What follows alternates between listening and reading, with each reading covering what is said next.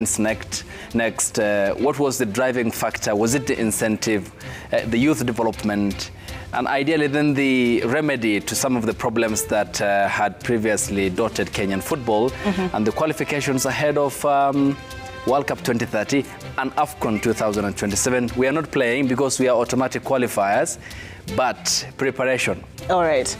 Okay, so a lot coming up. A lot, plenty. All right, please send your questions. The X handle is @Citizen TV Kenya. The hashtag is Citizen Sunday Live, and our SMS number is 22422. They'll be scrolling right there at the bottom of your screen. So in case you didn't catch what I said, please pay attention to that, and you'll be sorted. I hear there's like a 58.2 million somewhere that is coming. Yeah, and the question I've received already is how much of that is going to the we'll players. Talk about that. Yes. So here are the highlights on Sunday Live. Those that are caught in this, they must be brought to book so that we can be able to set an example. Name and prosecute them. Church now asks President Ruto to walk the talk by arresting and prosecuting corrupt legislators. No cash, no treatment. Inmates face critical health plight as Mbagathi Hospital suspends treatment over non-payment of arrears. The fisher folks that were in some of the, wooden boats were killed instantly. All bullets from all corners was just, coming from every direction. I was the only guy who, got into the raids. Waters of sorrow. Pain, anguish as Dodonyang villagers await answers over the whereabouts of their kin 5 months after attack. Wengine hawajaifikia na neno la Mungu kwa sababu hakuna mtu ameenda kuwafikia. Celebrating diversity and inclusivity. People living with disability converge for a special service to advocate for inclusivity in worship.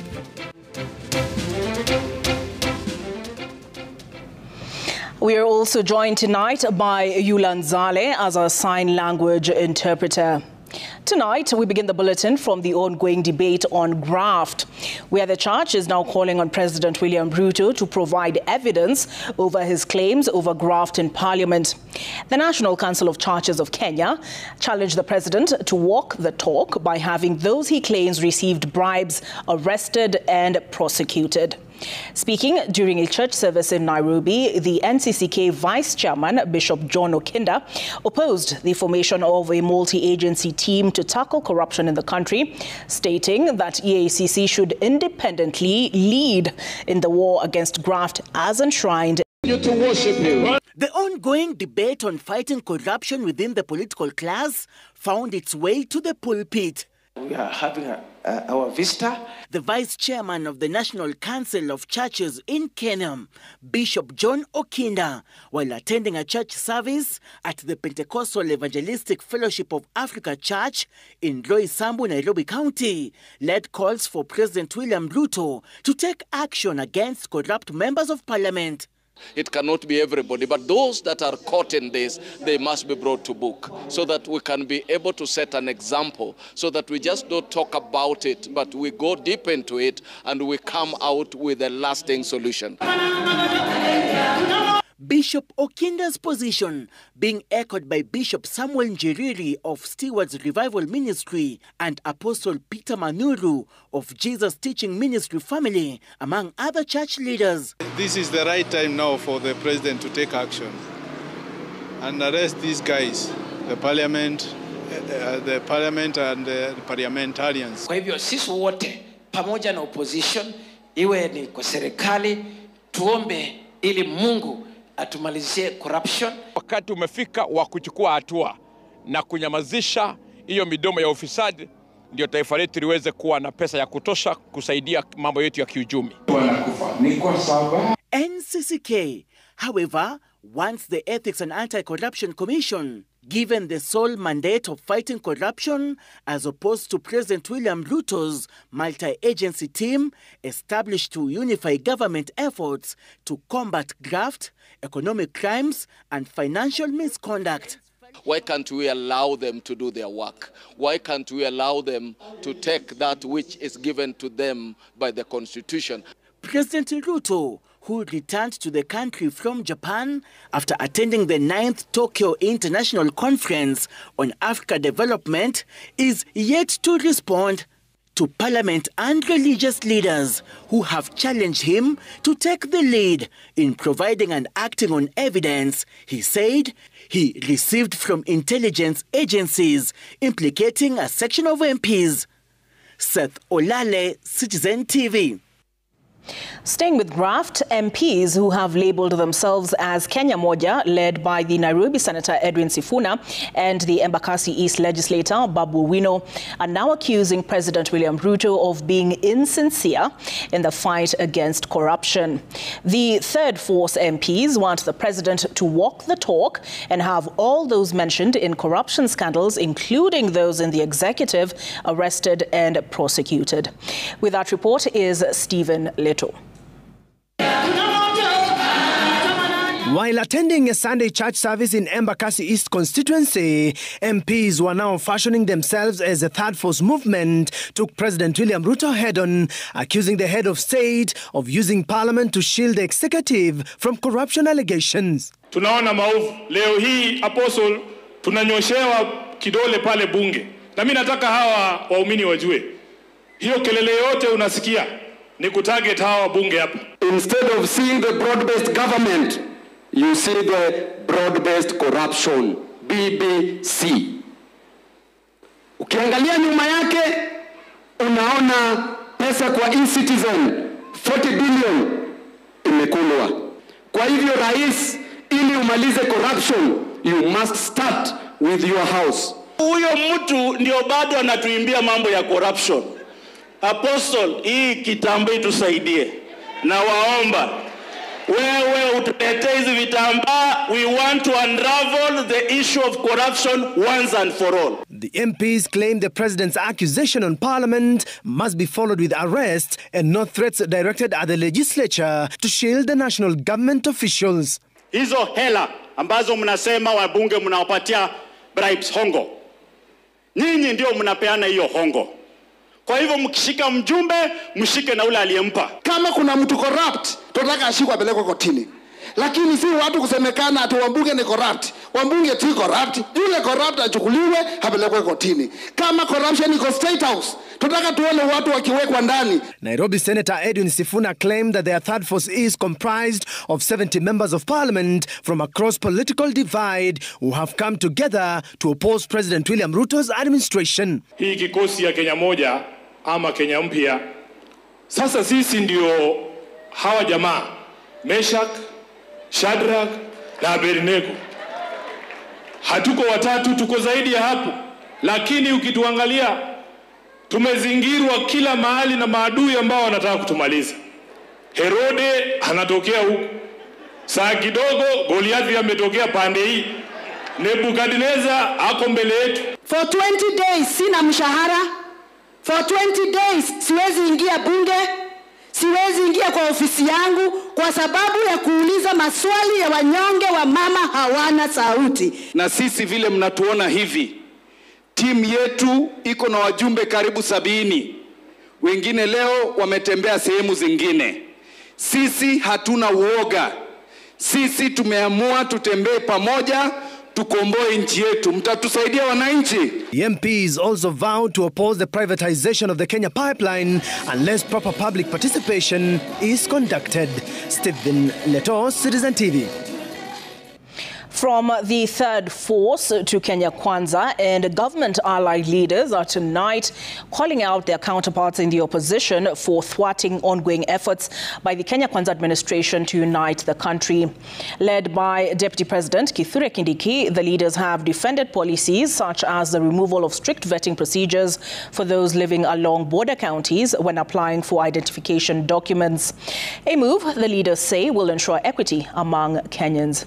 And as you'll hear now from Kamau Mwangi, the Democracy for the Citizens Party leader, Rigathi Gachagua, continues to come under fire for what has been described as an unrelenting effort to create chaos and serve selfish interests. Kenya Kwanza allied leaders led by Deputy President Kithure Kindiki were in Northeastern for the second day running for empowerment engagements. The leaders, who held a series of meetings in Tarbaj and Lagdera constituencies, called out the opposition for their continued propagation of divisive politics. The Deputy President said ongoing efforts by the Ruto administration to bring about equity are intended to bridge the long-standing gap where some regions were left out by past administrations. Hakuna serikali ambayo imefanya juhudi za kuleta uwiano na kuunganisha taifa la Kenya kuliko serikali hii. And we thank President Ruto for uniting Kenya practically through integrated development. Tukemee ukabila, tukemee siasa ya chuki, tukemee siasa ya kiburi, tukemee siasa ya matusi ambayo tunaona wenzetu wakifanya. The leaders warned that the politics being championed by the opposition risk eroding gains already made by the fifth administration. Na ukiwauliza one term hiyo mnatuambia ni ya nini? Hawana anything else beyond ile one term. Hakuna maneno mengine. Hawatakuambia kama wako na mpango wa Modogashe Dam. Hawana. Hawatakuambia kama wako na mpango wa kujenga soko Modogashe. Hawana. And you can see for the first time this region is part of Kenya. Every program that is happening at the national level is also happening in Lagdera, it is also happening in Garissa, in Wajir, in Mandera. Nyinyi ni wa Kenya ama wa kabila? Nyinyi ni wa Kenya?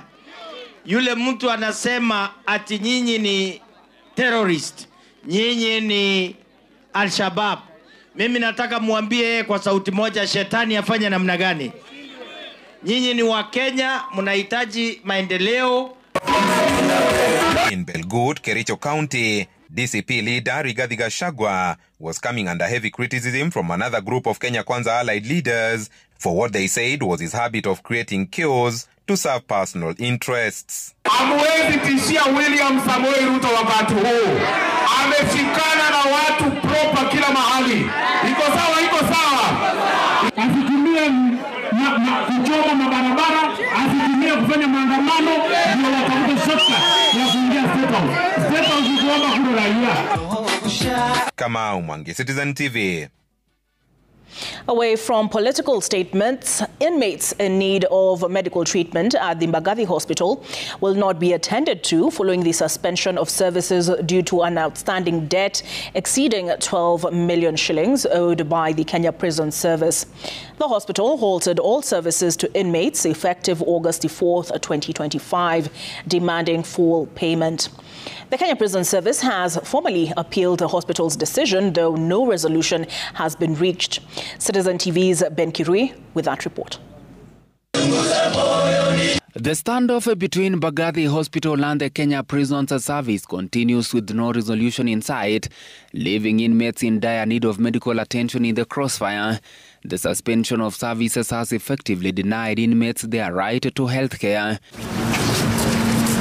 The impasse stems from a debt exceeding 12 million shillings accrued by the State Department for Correctional Services on behalf of the Kenya Prison Service in a notice dated August 4th, 2025.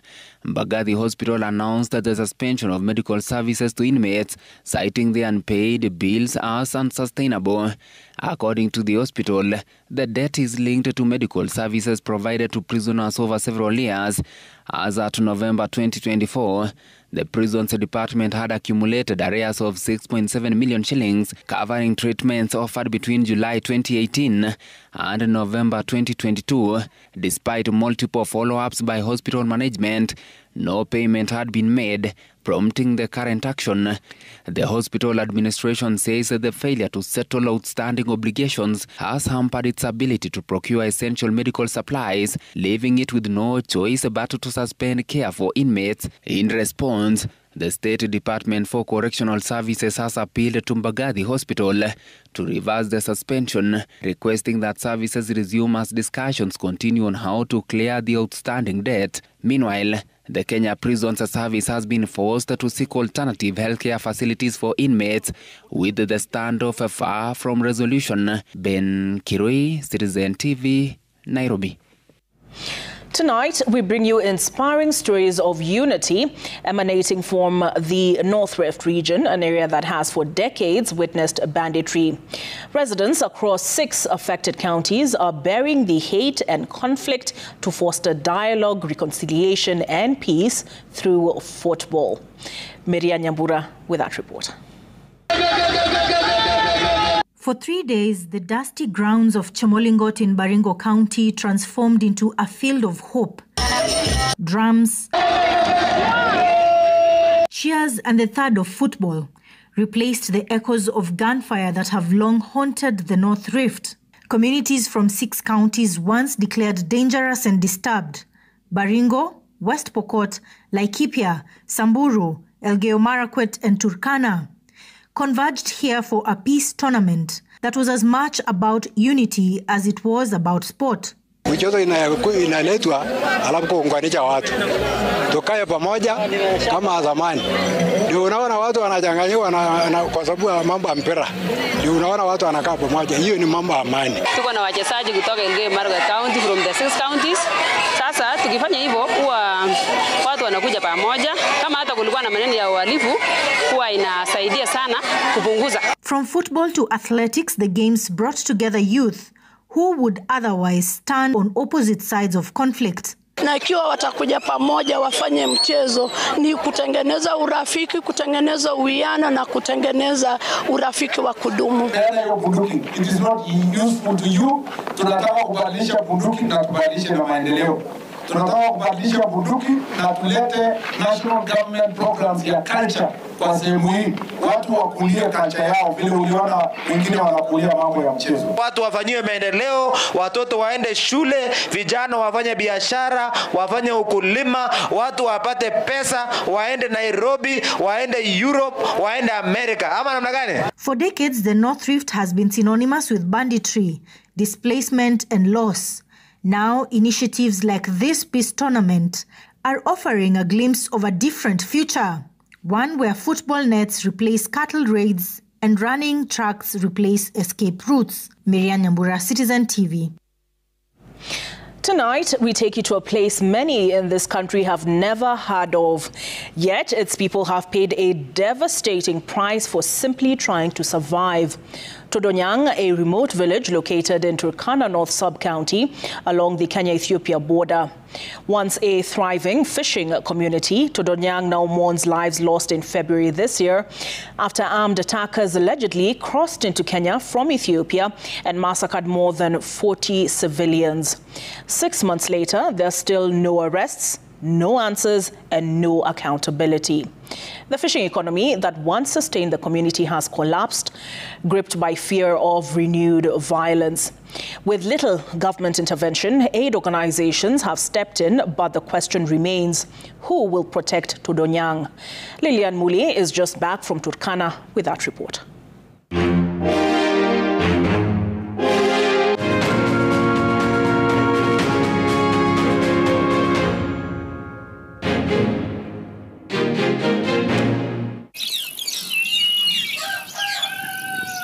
Deep in Kenya's Turkana County, we leave the road behind and follow a dry riverbed, a rough improvised route that cuts through the arid, harsh, yet breathtakingly scenic landscape leading us to Todonyang.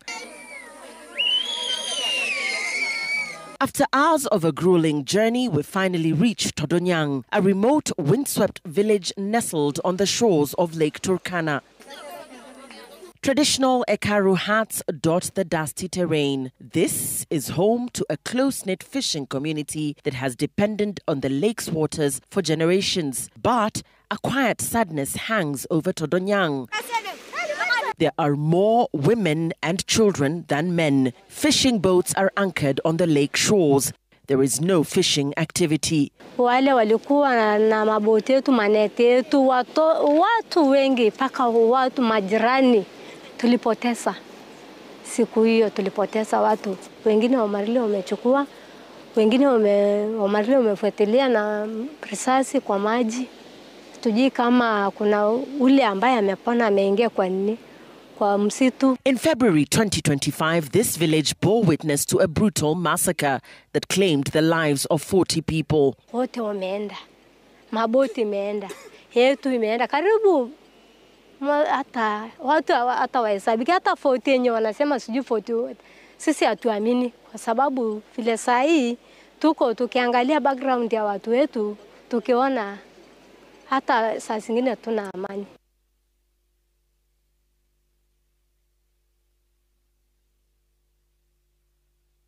Leaving behind fresh graves, broken hearts, and a deep, lingering fear.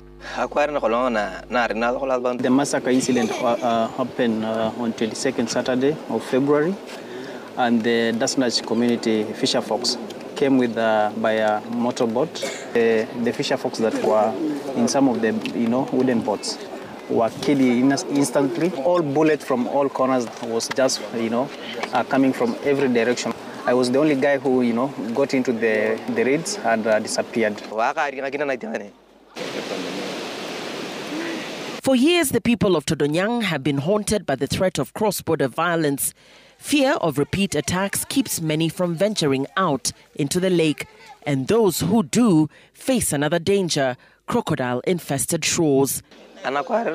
During the massacre, I lost friends, I lost relatives, I lost my boat, my fishing nets, my floaters, and I don't see any meaning of life up to now. I'm not able even to get into the lake to carry on with the fishing because I'm still grieving. There is no fishing activity going on here because of that tension. In the wake of this crisis, Oxfam and local partner Turkana Pastoralist Development Organization, Tupado, have embarked on peace and development initiatives within the community as twin enablers of sustainable livelihood. This lake is one of the strategic assets that this community have.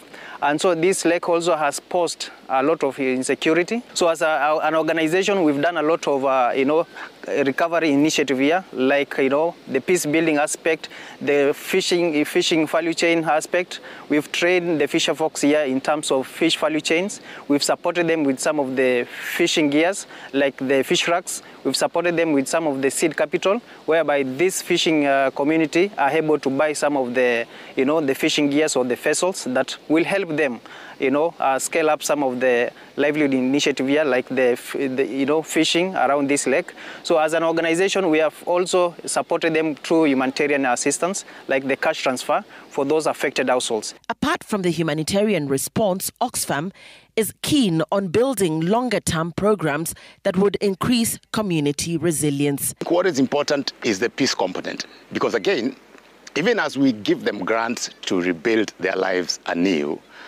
without peace, that still won't be sustainable. And I think there is a need for sustained peace efforts. And I like what is going on with this project, because then, it brings together the communities on both sides, the Dasinachi community in Ethiopia and the Turkana community on this other end, to sit and dialogue, and realize that the resource that is here, that they conflict on, because this place, as you would see it, it's where the Omo River, empties into Lake Turkana. And that creates a very conducive environment for the fish breeding. And that in itself creates the conflict between these two communities, wrangling for fish resources. But these resources are here for all of us. They need to dialogue. They need to continue having peace conversations. Persistent drought, dwindling fish shields, and fear of repeat attacks have seen some of the fisher folk move to the Lower Rengak Fish Trading Center in the lake zone. Here, we find a psychosocial support and income-generating project for women supported by Tupado and Oxfam.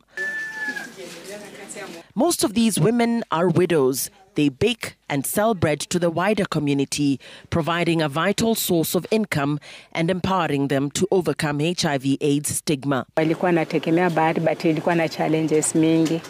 Sasa kukawa na shida kwa sababu hii ni group ya watu ambao wanatumia dawa za ARVs. Wengi ni wajane. Ikawa hata watu wako na stigma kukuja tu kufunzwa. Wakawa na stigma pia kumeza dawa. Tupado Stockworks Farm tupatia grant. Saizi members wako na kitu ya kufanya, kwa sababu mtu anachukua loan, anaenda anaweka kabiashara yake kidogo. Kuna wale wako na watoto wako shule. Upande wa hospitali kulikuwa na shida, lakini saa hizi utapata memba anajisimamia. These are efforts towards sustainable development for the vulnerable fisherfolk communities. The Kenyan government's muted response to the Todonyang massacre is deeply troubling. Over 6 months since the attack, there has been no formal diplomatic protest and no answers for grieving families. The mass graves in Todonyang are a stark reminder of a village abandoned by the state, where the threat of renewed cross-border violence remains. In place of government action, aid organizations like Oxfam have stepped in to offer support, but their efforts, however vital, cannot replace state accountability. Todonyang remains painfully detached from the rest of Kenya, forgotten by the very nation that is meant to protect it. In Todonyang, peace isn't just about safety. It's the key to getting the fishing economy back on its feet. Lillian Muli for Citizen TV in Todonyang, Turkana County.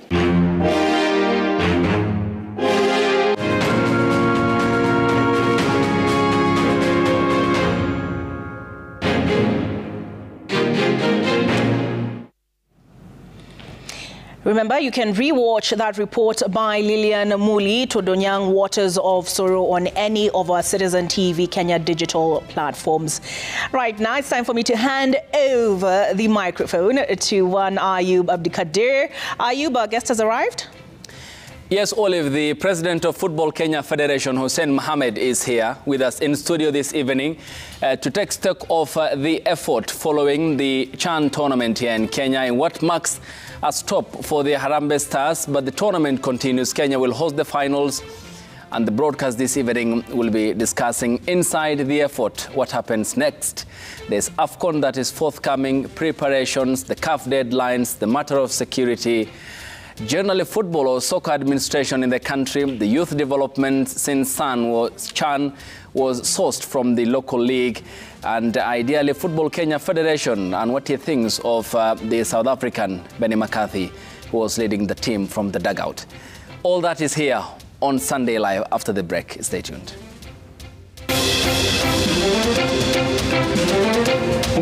Kwa niaba ya wengine, yeye ndio lay representative kwa union. Coming up, Deputy IG Masengeli declares war on criminal gangs. You're watching Sunday Live here on Citizen Television. Thanks for staying with us. In studio this evening is the Football Kenya Federation president. We'll talk about CHAN, the preparations for AFCON, soccer administration in Kenya, the welfare of the players, the preparations, the CAF deadlines, security arrangements, and some of the underlying problems that were pointed out, which somewhat led to the number of funds that were allowed at the Moi International Sports Center, Kasarani, with the president of FKF, who is here with us this evening. But first, over to Olive. Lots of questions are you, but before then, Sundays in Kenya are for many synonymous with worship, a day when faithful throng churches, sing hymns, and receive nourishment from the word of God, often preached in English, Swahili, or local dialects. But for thousands living with disabilities, this sacred moment of unity often turns into a reminder of exclusion because they cannot see, hear, or fully understand the sermon. Today, however, at PCEA Kariobangi South in Nairobi, the pews told a different story, one of inclusion and belonging. With that report is Mary Mwoki.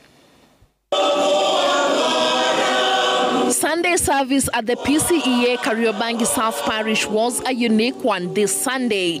Service was well underway, but it's not your usual Sunday service taking place. At first glance, it looks like any other Sunday service, but at Kariobangi South Parish, this was no ordinary worship. This was a disability awareness service conceived, led, and celebrated by persons with disabilities. Mimi nitawapa maskini nusu ya mali yangu. The first service was delivered by a congregant living with blindness, tracing the raised dots of his Braille Bible, his voice firm as he narrated the story of Zacchaeus.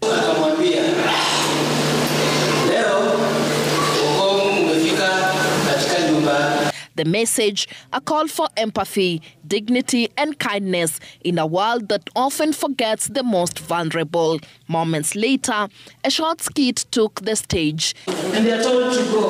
Now where do I go? Young men and women dramatize the daily struggles faced by persons with disabilities, struggles that extend even into places of worship. I have not received the word of God because of the communication problem. For many, this was a raw reminder of the silent walls that separate those who hear, see and move freely from those who don't. Leo tulikuwa tunasherehekea watu walio na ulemavu, watu wa tabaka mbalimbali, na tunasikia tumeheshimika. Kanisa yetu imeweza kuwashughulikia hao watu wote. The church described it as a celebration of diversity and inclusion, a glimpse of what true worship could look like if no one was left behind. Ninafurahi sana kuona ya kwamba wanakuwa included in the church ili kuwe jamii moja, kwa sababu sisi sote tusafarini ya kuelekea tukienda mbinguni. Hakuna ambaye atakayeachwa. We are leaving nobody behind. Pastor Moratha went further, pointing out the historical and systemic exclusion faced by persons with disabilities, not just in church but in society. He called for deliberate inclusivity, reminding both church and state that this is not charity but a constitutional right. Wengine wao watambuliwi na jamii. Wanaachwa wakiteseka, wajulikani na hata wengine hawajafikia na neno la Mungu kwa sababu hakuna mtu ameenda kuwafikia. Na kwa serikali itajitahidi. A Sunday service that began like many others ended as a powerful statement that faith, when truly lived, should leave no one behind. Mary Moki, Citizen TV. A truly powerful statement there, Mary. Worshippers and leaders of PCEA Macedonia Church in Rongai, Kajiado County, have vowed to reject the government move to allocate their 152-acre land in Nakil for an affordable housing project. The worshippers insist that the land belongs to the church and that the government should respect the legal process. With that report is Miriam Nyambura. Community power. In their numbers, worshippers of PCEA Macedonia Church joined the church leadership at the contentious parcel of land in Nakil, which they claim belongs to the church, but which the government wants to use for the construction of affordable houses, a move which they have vowed to resist. Hatupigi maendeleo ikuje, lakini ni lazima community ihusishwe katika hayo maendeleo.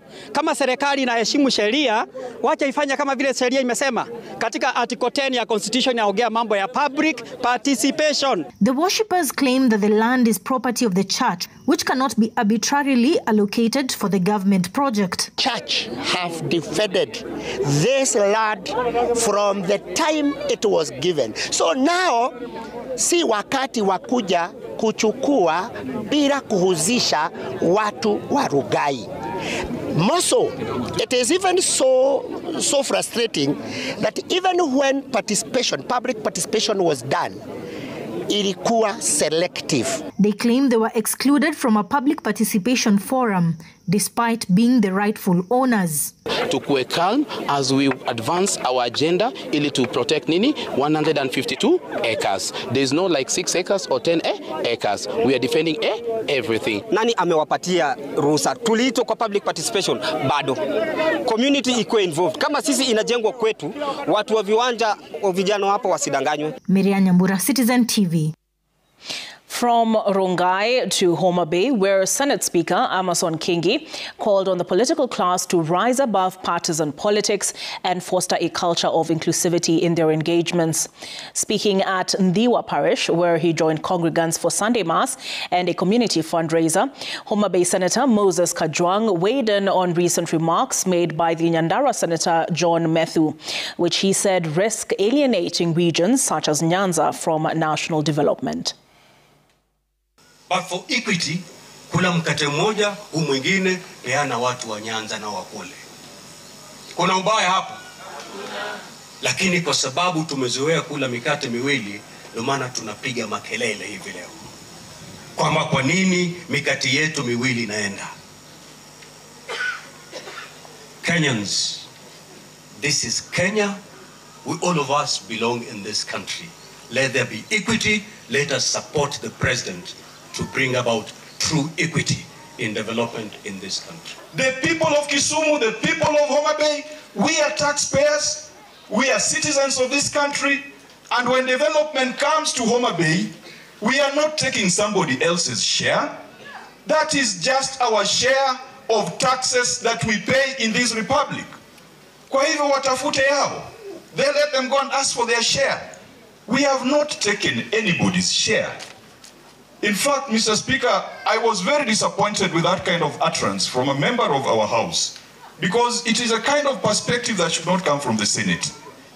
Just recently, several suspected gang members linked to recent violence in Trans Nzoia have been arrested as the government intensifies its crackdown on criminal groups in the county. Deputy Inspector General of Police Gilbert Masengeli confirmed the arrests, assuring that security agencies will not relent in dismantling criminal networks across the country. Speaking at Naisambu SDA Church in Kiminini, he emphasized the government's commitment to restoring order and wiping out outlawed gangs across the country. Matters crime, everybody should abide within the rule of law. As security officers, our core priority is security. Your safety is our responsibility. So for each and everyone must be within the law. And we'll also urge the public, you see somebody, do not hide them. Let them be known, let the law take its course. We've arrested several and we'll continue arresting the several. Anybody engaging in unlegal gangs, we will not allow that. Everybody needs to live peacefully and well, because that is our responsibility to ensure each and everyone is safe. And we are now on the set with Football Kenya Federation President, Mr. Hussein Mohamed. Thanks, Bwana Rais, for making time for the broadcast. Asante sana, Ayub, and thank you for having me here. Asante. Always a pleasure. And Olive joins us as well on set from the news. And raring to go. You know, I was watching the quarterfinal on Friday, which, did I mention Ayub failed to procure me a ticket? It's okay. But I was watching it from home and I was so tense. What was it like now actually being in the stadium and being part of the, what do they call it, the dressing room team? Oh, well, you know, they say in those situations, football is not for the faint-hearted. Of course, you could feel the pressure, you could feel the tension. But football is football, so you also have to be ready psychologically for whatever outcome. But of course, the mood at the beginning is very different from the mood at the end. If you win, then of course everybody is elated. The adrenaline is something else. If you lose again, of course the slump is there, and everybody is heartbroken. And I tell my friends who maybe are not very big football fans that the pain you feel after losing such a game is almost equivalent to one of mourning a death. And for those who love the sport, they know what I'm talking about. So it's a roller coaster ride when you are passionate about football. One day you are on a high, the next day you are at your lowest. And you just have to get used to it and develop thick skin. But, you know, I was listening to the coach, Benny McCarthy, after, and he was saying the game, you know, they had come from the group of death. You had faced DRC, you had faced Morocco. And so he said the game that he expected they would win, they fumbled. Is that how it goes? Football is very unpredictable, and I think the coach it was not just his sentiments, but every Kenyan also, I think, anticipated that maybe the game with Madagascar would be an easier game, and sometimes that's the risk when you sort of underestimate your opponent. I'm not saying we did underestimate our opponents, but maybe the general feeling, the mood of the country, and of course success also brings along its own its own pressure and its own stressful situation. When you succeed, everybody then expects that you continue winning and you continue going to the next level. So that in itself presents that extra sort of pressure on the boys, on the technical bench, and also on us. But having said that, I think everybody thought we would win. And hence, again, the massive disappointment. But a game of football is very unpredictable. Yeah, and what really went right, Bwana Rais, given that analysts had ruled the Harambee Stars because of the group of death that we were enlisted alongside, the Leopards, the Atlas Lions, and the Chipolo Polo. What went right for us? I think you have to look at our new administration and the policies we put in place right at the beginning. So I was very categorical that our administration will not, first of all, interfere with the selection of players. And I stood my ground on this, and we ensured that everybody within the administration was aware of this policy. And secondly, of course, we gave the technical bench complete freedom, and then we also appointed a competent team and gave them all the support that they required. A lot goes on behind the scenes, Ayub, and many Kenyans may not be aware that the preparation starts way before the tournament. So the environment of the players, remuneration and awarding model of the technical bench, the allowances are paid on time this time. The salaries of the technical team, we make sure that there are no arrears so that the motivation is high. Also, the accommodation of the players is taken care of way in advance in terms of also the standards of that accommodation is factored in, the way they travel, the way the logistics is organized. All these small factors make a significant contribution to the success of the team. Then you've got, of course, the support of the President, His Excellency, the President of the country, championing it from the front with the bonuses that he gave. You've got my NEC members at the Federation, at FKF. You've got the Congress of FKF that is also part of the success story. You've got the media who rallied behind the team from day one. And I want to say a very big thank you to all the bloggers, to all the members of the Fourth Estate who believed in this team. And for the first time, we saw every Kenyan rally behind them. You saw the fans that also came out the 12th man, so to speak, in their numbers. In fact, it almost became a problem. And for the first time in Chan's history, we had over almost 15 fan zones watching that quarterfinals, thousands and thousands of Kenyans, millions on TV watching it, and thousands in the different fan zones, and of course the ones who also came to Kasarani. So when you piece all those together, then you have this success story. And I would have loved for us to get to the finals and win the cup. But I think we've laid a good foundation, and it's a beautiful start. So there's so many people in that ecosystem who have really supported the national team so far, and hence the success. If you look at the Ministry of Sports through His Excellency Salim Vuria and the PS Elijah Mwangi, they have stepped up and really supported our national team and Chan preparations through the LOC. So the local organizing committee has also played a significant part. So all these factors help us achieve our objectives. Yeah, you talked about welfare and payment of some money to the entire team, including the technical bench. How much have you so far paid? Well, if you look at, so there's whatever that the team gets, of course, is the effort of the Federation. So the Federation does everything in its power to make sure that we remunerate the team well and that they benefit. So you've got, of course, the allowances of the players and the technical team, 27 players, although the government pays for 24, we cater for the balance. And I think there's about 4 or 5 players we still need to finish their allowances, but the rest have been paid. And those allowances that we have paid to the national team is now plus other bonuses that maybe could have been given through myself and the ministry, and also with His Excellency the President. You are looking at about 21 million that has been paid to the players through allowances. Then there's the money that was given as bonuses by His Excellency the President for every win and the draw during the competition. So the allowances were paid in July when they were in camp, then again in August up to yesterday. And if you look at the total amount, we've so far 21 million in allowances from us. And the balance from the bonuses, you're looking at 232 million. That has actually been given to the national team, to the technical bench, to their players and the technical bench. So we've paid them a total of about 232 million. I have a question. Yes. So when you talk about the bonuses, you're talking about the 1 million for every win, $500,000 for a draw. Correct. Where does that money come from? So, I mean, that is resources that comes from His Excellency the President, as he pledged, and from the government of Kenya. So we receive it and give it to the players directly. So it was a pledge from His Excellency, and they get it on time. So I hear there's a 58.2 million somewhere that is an award out of the 1.2 billion total prize money. So there have been questions. You've talked about social media. So there have been questions flying around social media of how much of that is going to the players. But wait, usijibu kwanza.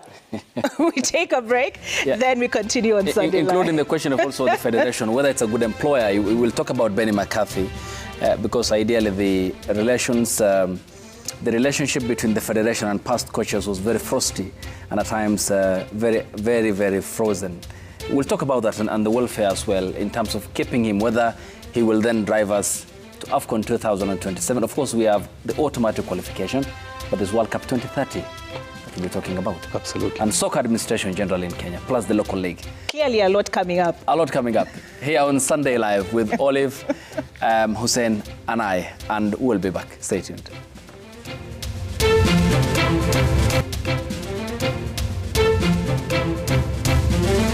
Welcome back. This is Sunday Live, and in studio with us this evening in the company of Olive and I is the Football Kenya Federation President Hussein Mohamed to talk about the CHAN tournament. The finals will be here, Bwana Rais. So still discipline is of key concern, especially regarding the set regulations by the Confederation of African Football. And we're on that note where Olive had left about the question that you had posed, which was? Yes. Is there 58.2 million coming Kenya's way from CAF, and how much of that is going to the players? So, like I mentioned earlier, that of course we made it to the quarterfinals, so that comes with the prize money. However, you're also aware that during the competition, unfortunately, we had quite a number of incidences, and Kenya was sanctioned, and we were penalized in various ways.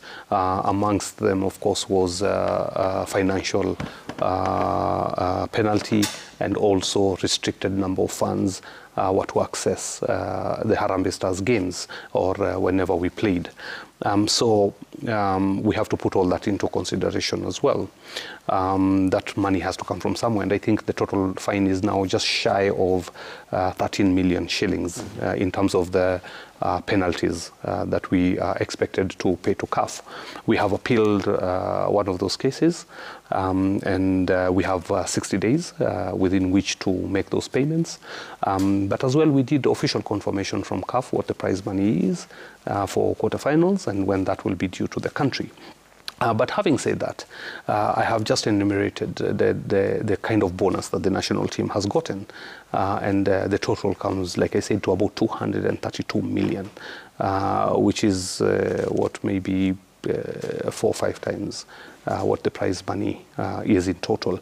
But the prize money from this competition actually comes to the federation, and the federation, of course, will then, within the administration of the federation, together with my team, will prioritize what is very urgent, of course, for the federation, because the success also is all-inclusive. And as much as failure is, in some regards, we take collective responsibility. So there are certain components that we must take into account in terms of our costs, and then we will be able to make a decision based on now what is left. So these are some of the things that we will have to sit down and look at in detail. What I'm hearing you say is that the players should manage their expectations.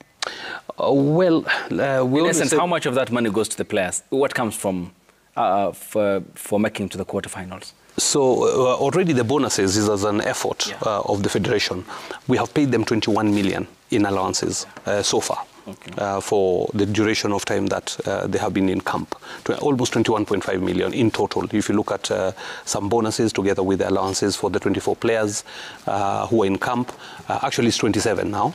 And the 15 officials. So some of all the allowances have been paid with the exception of about 4 players, which we are going to sort out in the coming days. And of course, there's the bonuses from His Excellency the President, which has come. Whatever the prize money will come from CAF, it's a matter that we will discuss internally at the FKF and then see how to prioritize it. Yeah.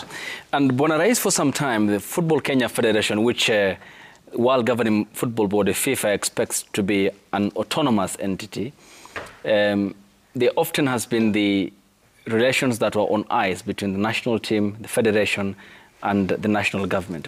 This CHAN tournament has brought all these parties together, of course, FKF under your leadership since Nick Mwendwa, the former president. How has this contributed to what we had seen so far in terms of the effort made by the national team?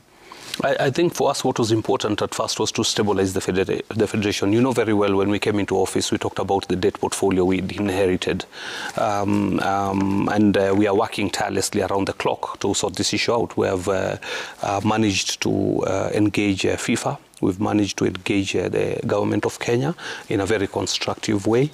We have made significant progress. We finished the audit process with FIFA. I think we're in a very good position right now. We managed to agree with FIFA on also how to help us settle some of that debt portfolio. The government of Kenya has been very, very supportive through the Ministry of Sports.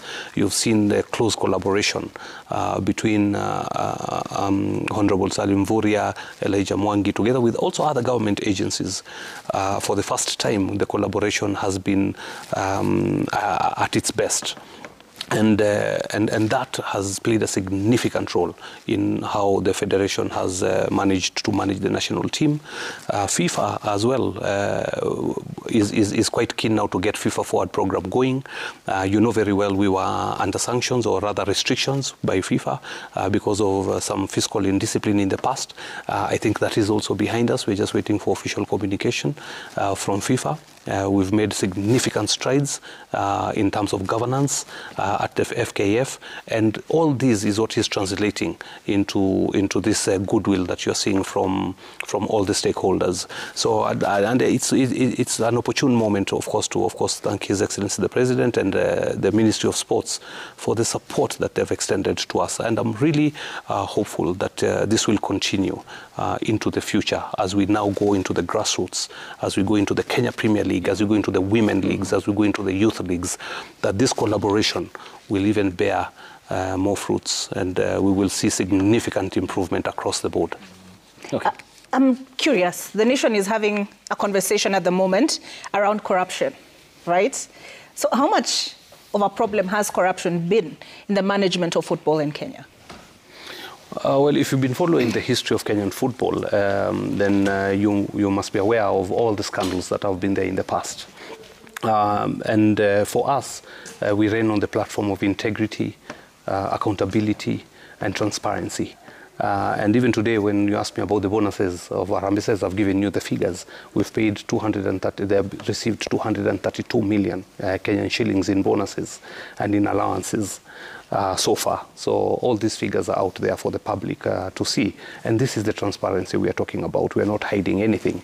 So when I ran for this office, I was clear that I will be transparent, I will be accountable to Kenyans, and we will run this federation on the foundations of integrity. These are vertical pillars in our manifesto, and the underlying pillar, the horizontal pillar, will be good governance. So all these principles will be situated and structured on the fundamental governance improvements that we will be making over the coming months and years. Without those pillars, then we would not be able to achieve what we've achieved. But this is my promise to Kenyans, that for as long as I'm here, we will run this federation on those key pillars of integrity, accountability, and transparency, and improve the governance of the federation so that we don't go back to where we were. Of course, it's also a political seat. So naturally, you expect quite a bit of politics to come along with this, and especially when you're successful. You will always find elements who will try to drag you down and pull you back. But strong leadership dictates that we stay focused, walk the journey with confidence, and involve everybody in this particular process. Because earlier you were talking about what we got right with CHAN. And for many Kenyans, there has been the sentiment that the coach, Benny McCarthy, is one thing we got right. But previously, we've seen, because of financial challenges, we've had coaches sue over non-payment. Will things be this different this time round? Well, I want to believe that so far so good. We've not had that challenge that the previous regimes have faced in terms of payment of the coach, and I don't want to speak on his behalf. You can reach out to him. If there are any challenges, then I'm not aware of it. But we have thrived throughout his tenure so far to ensure that all dues, not only his, but the entire technical bench, are paid on time. And especially the team that he came with, who are on contract. So we intend to keep our promise. And these are some of the things that we are doing differently. The FKF has paid him on time throughout, and his team.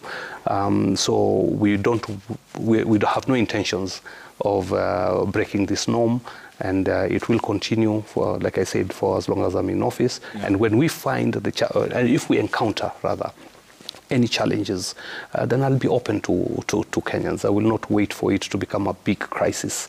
And when we selected McCarthy and his team, we made a promise to him, and we made a promise to Kenyans that we will give him space to do his job. And I think Kenyans have seen the results of that. His contract runs all the way to AFCON. So he's the man to take us to AFCON. Yeah, and we have the confidence in the fellow. You've seen what he can do for this country. His passion, you see it on the touchline. It's unbelievable what he's brought to this team. And we pray and hope that it continues. And we will give him and his team, the entire team, the full support of my office. Together with my executive, my NEC members, we are committed, because it is the NEC members who actually agreed to bring McCarthy to steer and to spearhead our campaign, not only for Chad but also for AFCON. Mm-hmm. And you did mention you occupy a political office. Yeah. How are things? It's a political office. How do you manage the politics within the federation such that it does not impact the management of football? Well, you've got to deal with it a day at a time. And for me, it's the focus. You need to be very, very focused. If you get distracted along the way, then you'll start seeing football going down, or rather deteriorating. So if you don't want to fumble, you've got to be very, very focused. At times you require to be strong enough to carry your team, to support your team, but also you require your team to support you. So it's a two-way street. It's not a one-way street. You can't succeed on your own. So we are very heavily reliant on support structures within the federation and without the federation. And for me, that enables me to deal with the politics of football.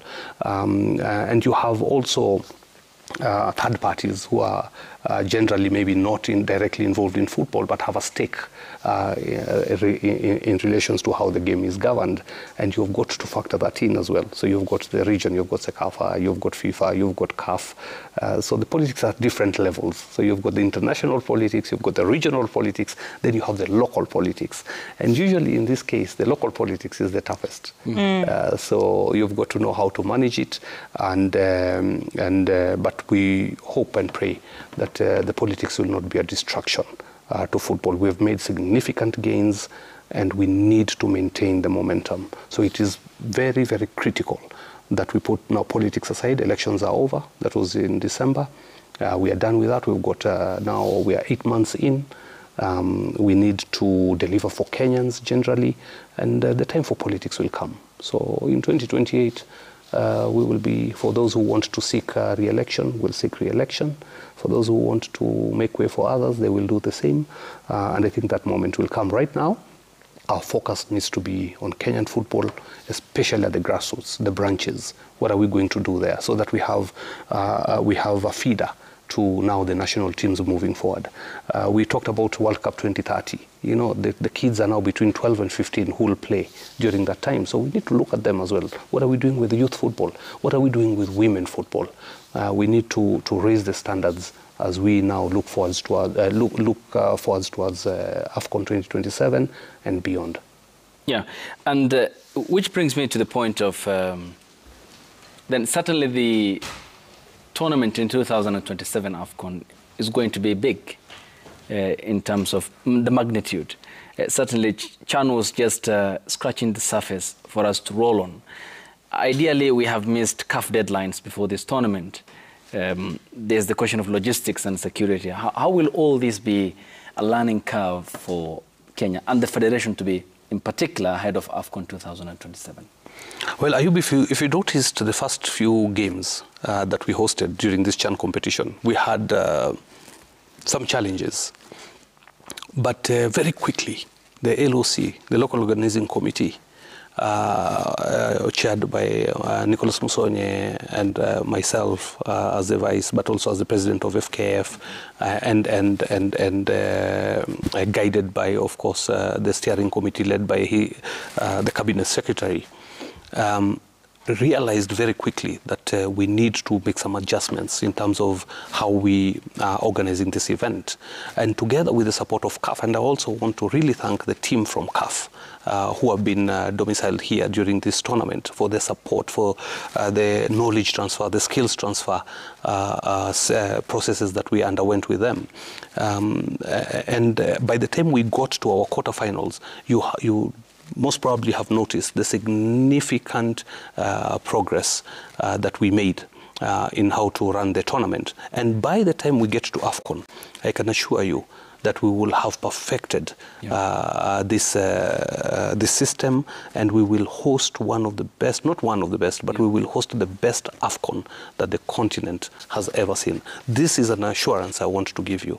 From the experience we've gotten with CHAN, this is the best CHAN ever, and I would challenge anybody to prove me otherwise, that there has not been another CHAN competition that had the kind of hype and attendance and buzz that like the one that we are having. And I'm so excited. As much as I'm disappointed Kenya is not playing in the finals, but I'm so excited for the finals, whichever countries will make it. And I wish all the 4 teams that are remaining in the tournament all the best. But the finals will be something incredible, and AFCON will only be better. And this is an assurance I give you with the leadership that we have with this government, with my regime, and with the LOC. We will have the best AFCON in 2027. We've learned quite a lot. Speaking of learning a lot and looking ahead at AFCON, we still have, let me see, is it the Kenya Police and Nairobi United have international games coming up? We have the CAF Champions League, we have the CAF Confederation Cup, and as I understand it, Nyayo Stadium is what has been deemed adequate for those games. How do you protect the investment into these facilities? Because that's part of the reason this CHAN was delayed, is because the infrastructure was not up to par. How do you keep it? How do you maintain it at that level? So, infrastructure is the precinct of the government of Kenya. I think it all very well that it belongs to GOK, and they've done a tremendous job. The government has done a wonderful job in the investment they've made, and this is why it is important to really sensitize also our fans and Kenyans in general that please help us protect this infrastructure. Some of the biggest damage comes from vandalism of these facilities, so we need to be extra careful when we come to the stadiums. Protect your taxpayers' investment. It's what you have paid for, so please protect those facilities in whatever way you can. Secondly, we need to have as many competitions as possible that are lucrative not only for the teams that are participating, but also for the entire ecosystem of football, because football sports is a big employer. Within that ecosystem, you have photojournalists, you have videographers, photographers, you have physicians, you have nutritionists, you have content creators, and so on and so forth. You have vendors, you have broadcast partners. So the ecosystem is quite huge, and the more we host these tournaments, the more lucrative we'll make football, and the more we make it, we help commercialize the sport. And once we do that properly, then we are able to invest in facilities. We are able to grow the infrastructure around the sport, and we should be able now to go to the grassroots and say at the ward level, what kind of infrastructure can we build there? At the sub-county level and at the county level, what category of infrastructure do we need to support that entire ecosystem of football? So these are some of the things we need to look at.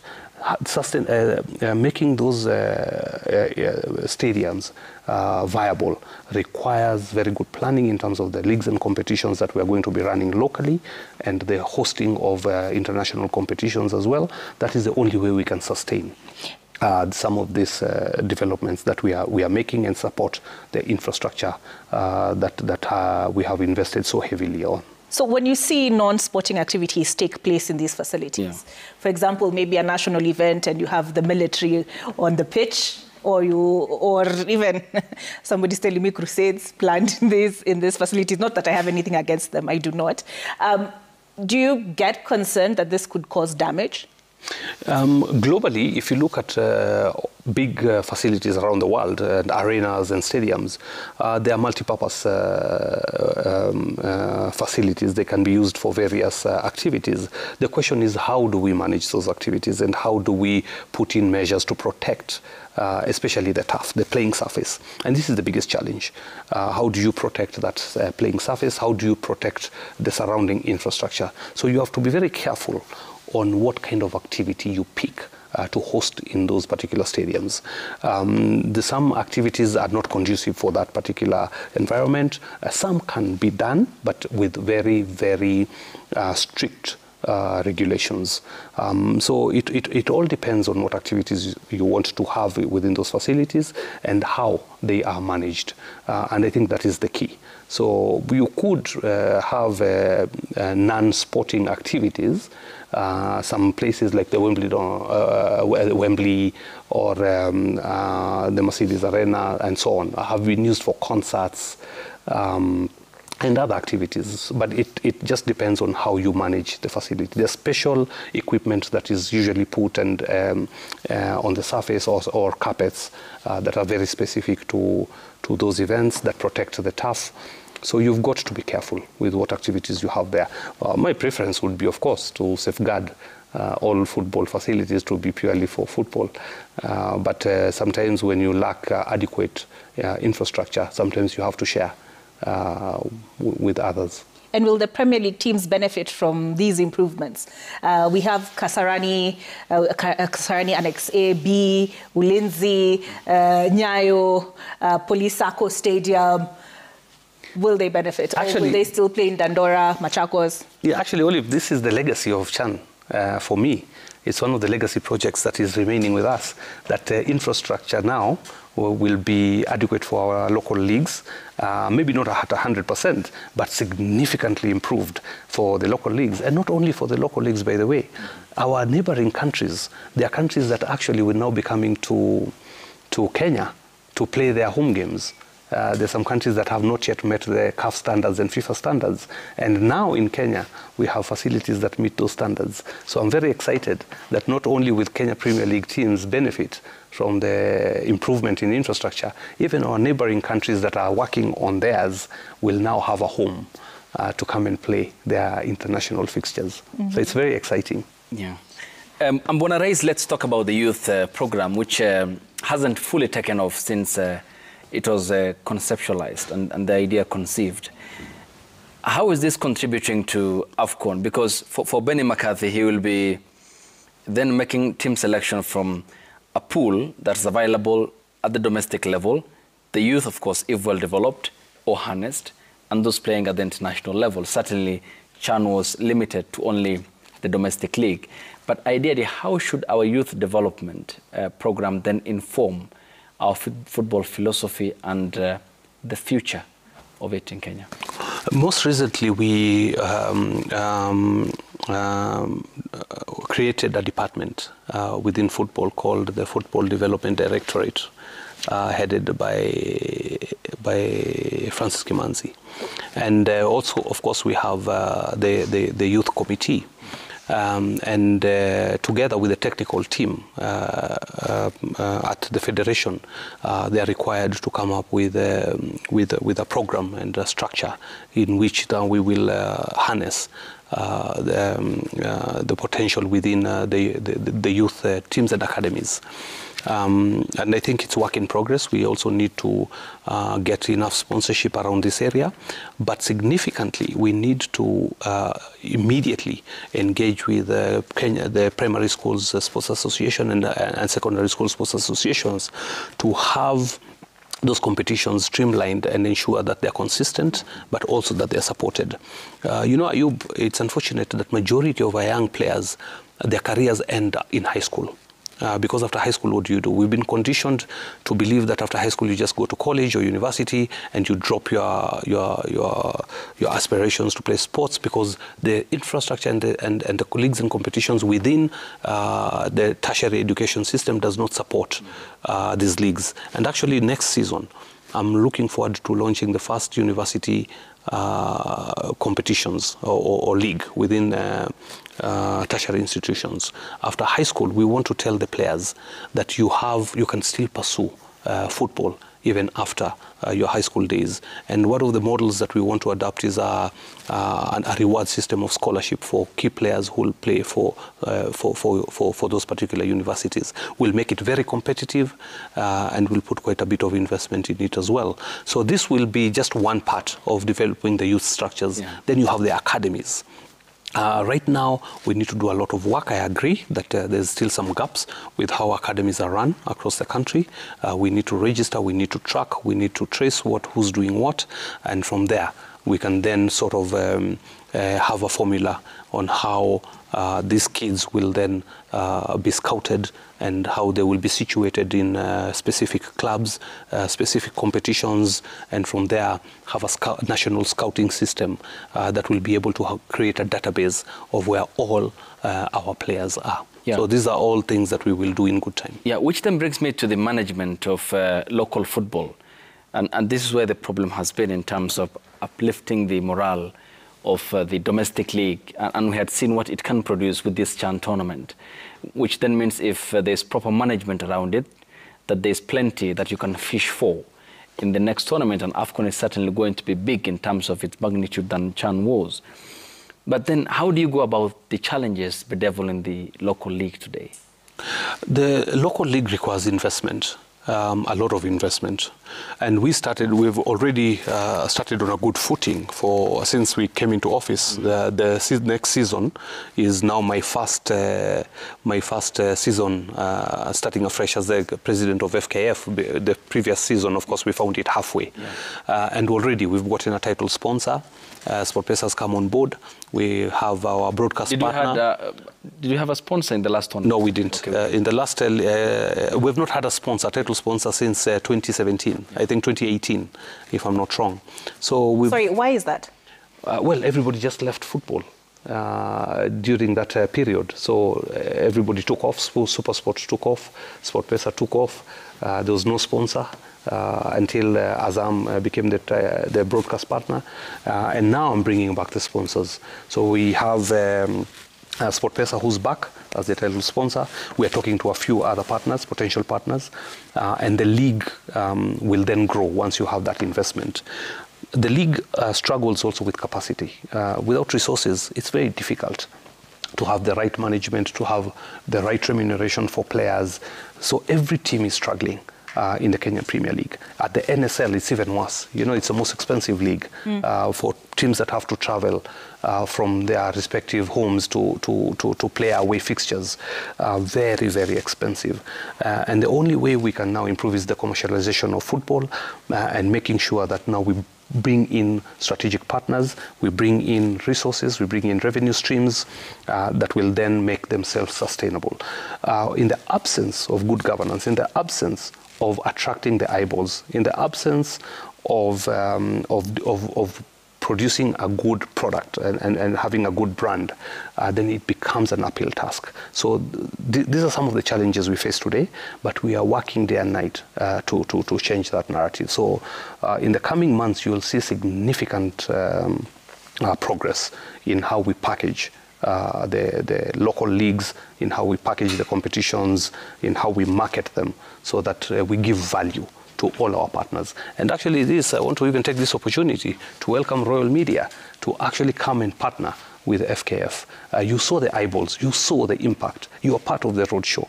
Royal Media has benefited from this channel, and I think many other media houses. So this is an opportunity for you to come and also support the league, the Kenya Premier League, the Women's League, the youth leagues as well. play a role. I just saw you ran a feature today about the impact of football in peace building initiatives. So football is powerful.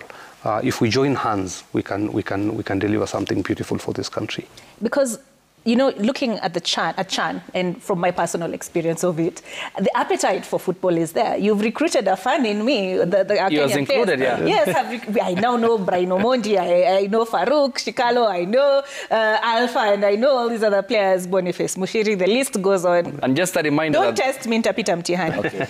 But how do you maintain that momentum where club football is concerned to bring fans to the stadium and support our players? Or even the finals here, because Kasarani will be staging the final. Yes, absolutely. And I want to urge Kenyans, please, out there, save the date, the 30th of this month for the finals. Please get your tickets early. Once we know who's in the finals, the tickets will be made available. I know we had some challenges, a lot of backlash about ticketing, but I think the issues have been fixed. Like I said, I don't think we anticipated the enthusiasm and the excitement that Kenyans had. I mean, we had been starved of good football for so many years, and now that it is here with us, you can see that the buzz is real. And I know we will feel Kasarani for the finals, regardless of who's playing. Kenyans want to see quality football. But what I need to do, most importantly, is beyond Chan. How do I keep you as a fan? How do we keep you engaged with Kenyan football? Like you said, now you recognize the players. It's not happened in a very long time. I know who plays for Ulinzi. I know who plays for Police, and who plays for Gor. And so we need to maintain that. We need stadiums to be safe environments for families to come and enjoy football. So we need to work together very closely with the security agencies. And I want to commend the police on this one, on Chan, the commanders who have been responsible for our security at these competitions. Dr. Christian from CAF, who is the head of security, has played a significant role in making sure that that we were able to achieve the 80% threshold in the last game as well. And we will continue to do the same until the final. So the security team, hongera to all of them, to all the commanders, the stewards, I mean, the list is endless. The hospitality and guest relations team at CAF, together with ours at FKF and the LOC, they've done a marvelous job to give you that fun experience that you've seen in the last couple of games. So we need to maintain that across. Again, through the Ministry of Sports, the support that has come from them has been invaluable. But how then do we maintain that momentum and keep that together all the way to AFCON 2027? It's by making sure that we don't lose the knowledge and the skills that we've gotten within our teams, and making sure that our leagues and competitions now locally keep growing and the standards are maintained at that same level. Will we still have the fun zones, like for the final? So we are doing an assessment right now as we speak. Actually, tomorrow we might be making some deliberations on that with the relevant stakeholders to just look at the impact of the finals. What does it mean in terms of numbers, in terms of ticket sales? And if we are going to maintain the fan zones, then where are they going to be exactly? I think it's a good thing to have them, personally, my opinion, because it gives Kenyans the opportunity to really enjoy the tournament. And the finals is a big thing. Yeah. So I would of course prefer that we maintain some of those fan zones, but it was a requirement for us in the last games because of course of the interest and the numbers of people who wanted to attend or to come to the stadium, and we couldn't accommodate all of them. And the system actually crashed because you had, I think, over 200,000 people trying to buy tickets, within a very short period of time, and that's why we had the online challenges. But we might maintain some fan zones. We need to do an assessment first and then make some deliberations on that. Get a sense of the interest. Yeah, of the interest, and then we can then communicate that to the general public. Yes. Yeah. Bonarais, we have to sample the feedback. This is a question from our sports editor, Isaac Swiller. He says, ask the president about an application filed by former Nairobi County Governor Mike Sonko over the conduct of the referee in Kenya versus Madagascar game, where he is seeking many reliefs, including that the decision to disallow the 2 goals scored by Kenya in the game between Kenya and Madagascar be suspended pending the hearing and determination of application that he made. Does it hold any water? I'm not aware of that particular... there is an application. That application, I'm not aware of it. I'm hearing it for the first time from you. I'll be honest. So I don't know, I may not have any comments on it. But to speak of the game itself, you know, I think it's important for Kenyans to know that the referee's decision is final. And once the final whistle is blown, then that decision stands. So the only appeal mechanism for results of a game, you can't appeal unless there is very clear evidence on inappropriate sort of conduct from a referee, either direct match fixing allegations or something like something very, very gross and with very hard evidence. Then probably in that regard there could be some kind of a review and a case on the same. But otherwise, final results stand. There's no mechanism to appeal a game like this one. So those results stand. So there's no a matter of FKF appealing. There are no reliefs that can be gotten. No. All right, let's take a look at let's see what's other coming feedback. Up.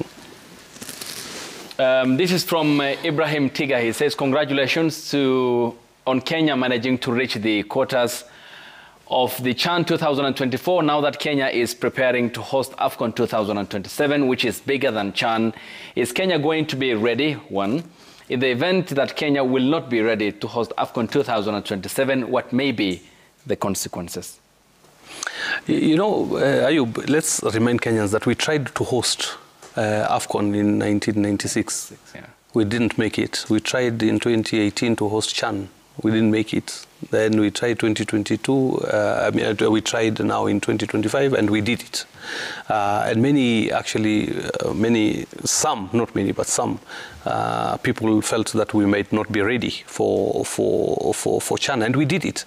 And it has been one of the most spectacular tournaments yet. So for AFCON 2027, let me assure Kenyans that we will be ready.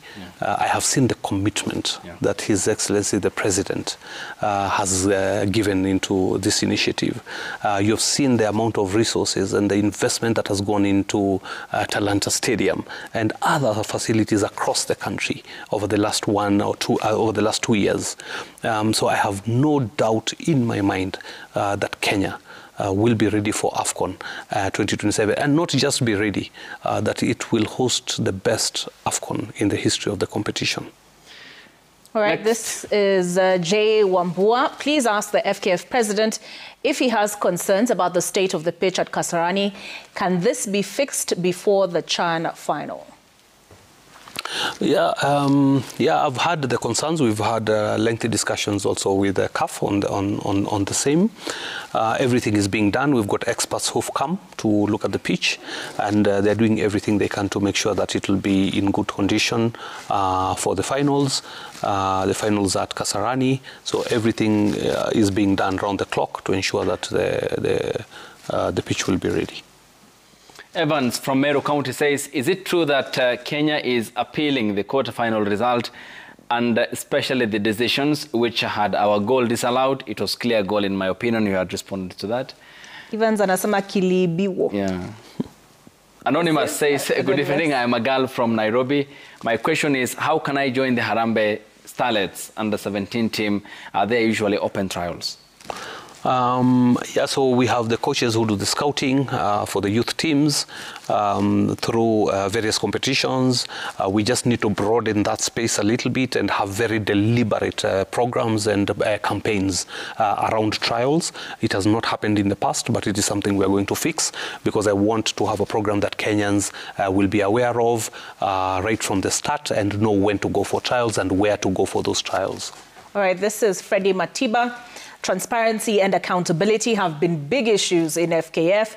What systems are you putting in place to ensure financial accountability and avoid corruption scandals? I see this is one of three. He continues, stadium. Okay, let's answer that first, the accountability question. Yeah, so what we've done is, the first thing we did is we appointed a very credible audit firm to be, our auditors, and that is PKF, which is a departure from the past. This is one of the big four. So that's a very big statement on the part of the Federation that we are going with some of the most credible auditors that are known globally, not only locally, but a big global firm.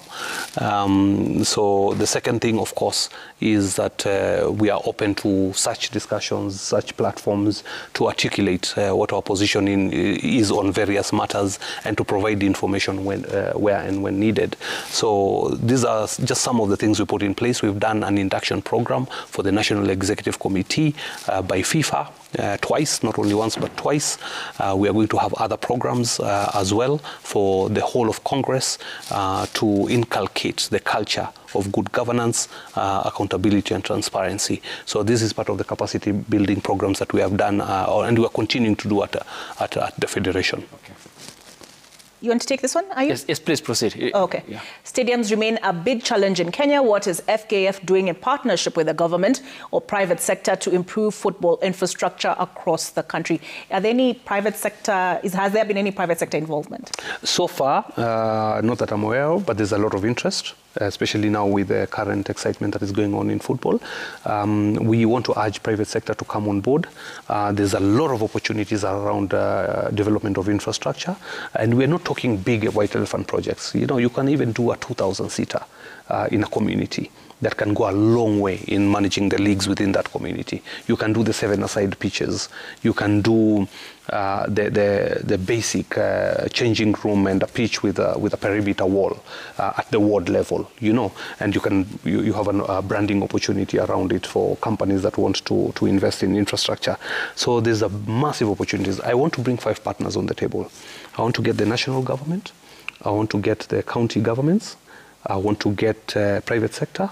I want to get FIFA, and I want to get development partners, the NGOs of this world, to actually talk about infrastructure development across the country that will engage hundreds of thousands of young people constructively every weekend whenever they are playing football. But I can't do it on my own. Infrastructure is not the preserve of FKF. It requires all these partners to sit together and say, what can we do? If we have a plan, a master plan, for example, of doing 200 and something facilities across the country, who will take what responsibility at what point, and who can then help us sustain that program over the years. And I think we need that master plan in place so that we know at ward level what kind of facilities we'll have there, at sub-county level, and then at county level and at the national level, what kind of facilities we will have to develop so we can sustain and we can continue to develop football holistically. All right. Okay, finally, this is still Freddie. Yes, yeah. What is his long-term vision for making Kenya competitive on the global stage, World Cup qualification, professionalizing the league, exporting players abroad, etc.? Well, I think for our long term is to really commercialize the sport here in Kenya, make it self-sustaining. I don't know why we consider playing abroad to be sort of the pinnacle of our sport. Big bucks. It is, but we can have those big bucks here. You've seen our Harambee Stars in the last 1 month. I think on average, they have earned, 5.5 million from this competition in cash. And that is from the interest of the competition. If we had a very good league supported by good infrastructure, imagine what players would make every weekend. If we filled Kasarani every weekend, imagine the revenue streams that the football players would be making. Imagine if we filled Nyayo every weekend. We filled Ulinzi every weekend. We filled Police Sacco every weekend. We filled Bukungu every weekend. Imagine that situation. So you're saying there's money? There's a lot of money in the local leagues. I'll give you an example of some African countries in the north or in the west. These players in the northern part of the continent, majority play in the domestic leagues. A stadium has 80,000 capacity that fills every weekend. It is as lucrative as playing, in Europe. So we need to believe in ourselves and say that we can also retain. Only less than 1% of players make it into the big leagues in Europe. What happens to your 99.5%? of the players here locally, how do you ensure that they can also make a livelihood out of football by playing in the local domestic competitions? And how do we attract other players from the region and from abroad to also come and play in Kenya? Is by making it lucrative. So the vision is to really commercialize the sport, enhance the revenue streams that are coming into football, work with development partners and all other partners to develop the infrastructure, and good governance will get there. With good governance, we'll get there. We'll get there. Yeah. Okay, please ask Mr. Mohammed. There is this issue of godfathers of football in Kenya forcing the national team coaches to take their desired players to the national team by all means, which the current coach, McCarthy, allegedly refused. How true? I'm not aware of anybody trying to push this agenda. I have made it public. I've made it both public and in private, my comments on our policy and our position that there is zero interference with the national team. I challenge anybody to contradict it. We have been true to our word. My administration knows very well that we will not tolerate anybody who will try to interfere with the national team. And that is simply because we have to ensure we have to hold somebody to account. So the performance of the coach is based on his independence and he selects players on merit. So I'm not aware of anybody trying to force a player anyway. All right, this is E. Moirongo, who says, ask Presda, what is the logic of having half of the national team from one club when KPL consists of about 18? I think it's related to the previous question in terms of the selection of players. That is the preserve of the technical bench. So it's not even me. It's not up to me. I don't select players. I don't influence it in any way. I don't participate in the process. Nor do my executive members of the committee, of my executive committee. They don't participate. This is the selection of players is purely a preserve of the coach. Thank you. Sekwepo says, what plans does the Federation have to invest in capacity building and professional development for local coaches and technical staff? That's 1. 2. How is FKF ensuring women's football is given equal attention in terms of investment, development and visibility? And what long-term vision does FKF have for Harambee Stars and the Harambee Starlets to achieve continental successes? So the first question was? On coaches, development of capacity building. I think for the first time, my administration has held training across the country. We've started, of course, doing it across the country. Even as far as Marsabit, I think they've had a very, very good training for referees, and we're doing also for coaches in Wajir as well. We did a very elaborate program in Eldoret the other day, and that will continue. So I want to do it across the country in all the 48 branches of FKF. We are going to invest heavily in capacity building, not only here, but also abroad. I want to embed our personnel in big competitions as well, such as AFCON that is coming up in Morocco in December of this year and January of this year. We want to get some of them also to go to FIFA. To understand how the World Cup is organized and to see how they can learn from such big competitions. But in terms of capacity building for referees and coaches, this will be a continuous program. We have to churn out enough coaches for schools, enough coaches for primary schools, for high school, for universities. We have to have coaches for youth leagues. We have to have coaches for women, football, and so on. So this is a continuous process. So to build the game from the grassroots. From the grassroots, and it will be a continuous program. So there's no start or stop to it. It's just it'll be continuous program of churning out talent. Okay. Women's football. Yes. Women's football, I think, to us and to me particularly.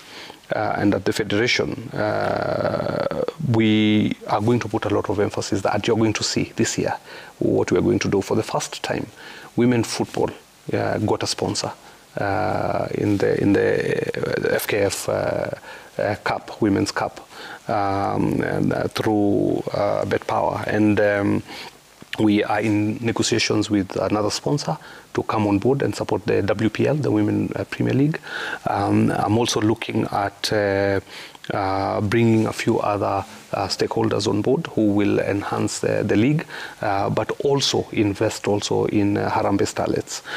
The only way we can ensure that they continue performing, and women have performed very well. Yeah. If you look at all the competitions, under 17 World Cup, yes. If you look at their performance at the Women Premier League, Police Bullets, and so on, they are very committed. So we just need to get a little bit more support going their way. We are hosting, I don't know if you know, next month we'll be hosting the Champions League qualifiers with Sekafa here in Nairobi. Yeah, we've Michael, just signed the host agreement. That? Yes, yeah. So that's coming, and it's a big step for women football. Through, of course, our women representative at the Exco, we are going to do significant work in terms of uplifting women football. Thank you. So this is comments? From Obala Clinton, a journalist, football journalist from Migori County. Says congratulations to Team Fresh, headed by Hussein Mohamed. This is a true step towards the transformation of football in Kenya. Great national team selection, great national team balance for the first time. Just mix the uprising stars with local and international football players, then we are good to go. Congratulations for the great steps so far. We appreciate the motivation by the political class headed by President William Ruto. All right, now we have Salman from Garissa County. Congrats to the current president of FKF. Football in northern Kenya has grown massively. We now have well-organized leagues, youth development, referee and coach trainings, and even more exposure for our players. The progress compared to past administrations is clear for all to see. Chairman Kwale Hamisi says we have confidence in Hussein Mohamed's leadership, particularly because of the progress he has achieved at the Federation in the short time he has been in office. And in fact, on that one, for Kwale, for the first time we've had a beach football tournament sponsored by Kentist that is currently ongoing, and I think the finals is in 2 weeks. We've never had such a big beach football tournament before, so it was a first for us in Kwale. I didn't even know there is beach football. There is beach football, and it's very beautiful. So now in 2 weeks it will be done. Yeah. Yes. Okay. Pongezi to FKE, Harambee Stars technical team and the entire team, plus the Ministry of Sports, let them up the preparation towards AFCON 2027. Bonarais, we are done. This is a very pertinent question in under 30 seconds. Steve Shitera is a sports enthusiast. And the unfortunate thing is that he supports a team from west of London called Chelsea. He says, what's your relationship with your deputy? Donald Mariga. I think we have a good relation so far, and he's got his responsibilities as a deputy. I've got my responsibilities as the president of FKF, and so does every other member of NEC. The constitution of FKF, the statutes of FKF are very clear on what the role of each member is, and everybody is doing their job. So as far as I'm concerned, I don't have any particular issues. So we don't have a Ruto Rigiji type situation? No, well, and you see, if there is that kind of situation, of course, naturally, the other person to respond to it will be the vice president, isn't it? On such a matter. So I cannot speak for both of us. I'll speak for myself, and then he can speak for himself. All right. Appreciate it. Yes, Olive. Tunenda break. But we will release our president here because I'm sure it's been a long day. Thank you so much, President of the Football Kenya Federation, Hussein Mohamed, and thank you for taking the time to answer our questions and our viewers' questions. We couldn't get to everything, but we did do our best. So we look forward to hosting you again and engaging you further. For now, we take a break, but Citizen Planet for all the aficionados is coming up next.